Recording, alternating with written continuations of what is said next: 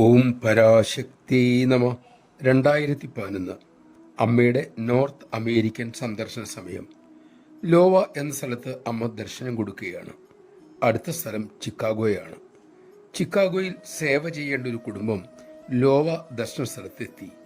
അമ്മയെ കണ്ട ശേഷം ഉടൻ ചിക്കാഗോയിലേക്ക് പോകാമെന്നായിരുന്നു അവരുടെ ഉദ്ദേശം.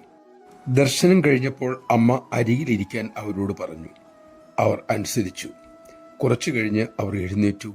അമ്മ ഇരിക്കാൻ ആംഗ്യം കാണിച്ചു. അവർ അവിടെ തന്നെ ഇരുന്നു. ഇത് 5 പ്രാവശ്യം ആവർത്തിച്ചു.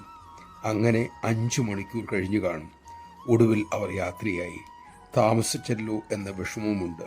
കുറച്ചു ദൂരം യാത്ര ചെയ്തപ്പോൾ വഴിയിൽ പെരുമഴയും കാറ്റും മൂലം ഒടിഞ്ഞു കിടക്കുന്ന കൂറ്റൻ വൃക്ഷങ്ങൾ അവർ കണ്ടു.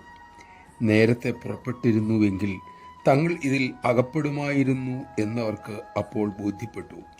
ആ അപകടം ഒഴിവാക്കാനാണ് കരുണാമയിയായ അമ്മ തങ്ങളെ പിടിച്ചു നിർത്തിയതെന്നും അവർക്ക് മനസ്സിലായി. ഓം സർവജ്ഞായേ നമ എന്നതിൻ്റെ സാരം അവർ അറിഞ്ഞു. നമഃശിവായ. അമ്മയുടെ തൃക്കരത്തിൽ നാം സുരക്ഷിതരാണ്.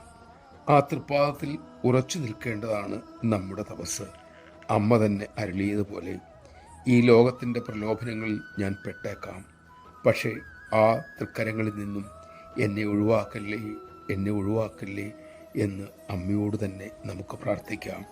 കാരണം ആ കൃപയുണ്ടെങ്കിൽ മാത്രമേ നമുക്ക് വഴിതെറ്റാതിരിക്കൂ. അമ്മ നമ്മെ അനുഗ്രഹിക്കട്ടെ.